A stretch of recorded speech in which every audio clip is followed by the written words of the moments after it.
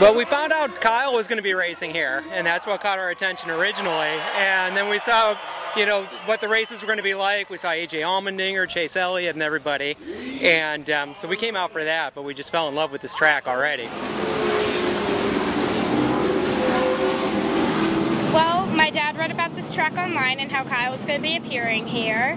And I'm a huge fan of Kyle Busch. So we just went to the Michigan race this weekend. Since we were going to be in the area, we just drove down here and we came to the race.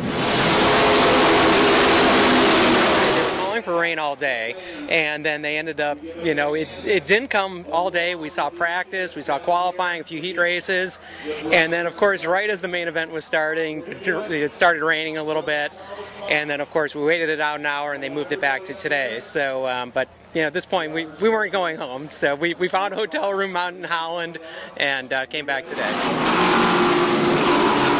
heck to get them, and I just couldn't get there, but that's the future of the sport, who finished second and third, you know, the 9 and the 25. I mean, Chase Elliott's a wheel man for sure, and Ross Kenseth's right there with him. I mean, those guys are awesome, and you know, it's not going to be very long before we see him in the big time.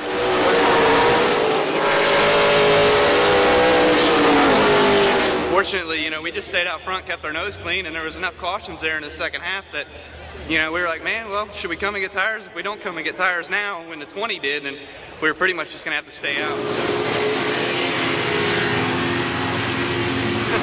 I hate to say it, but I'm almost glad I didn't have to race Brian, because I know he would have been coming up through there. We know how good he is here, but you know, we still had that 9 car was really stout tonight. Those guys were good, and can't thank the guys out there for racing clean and doing a great job.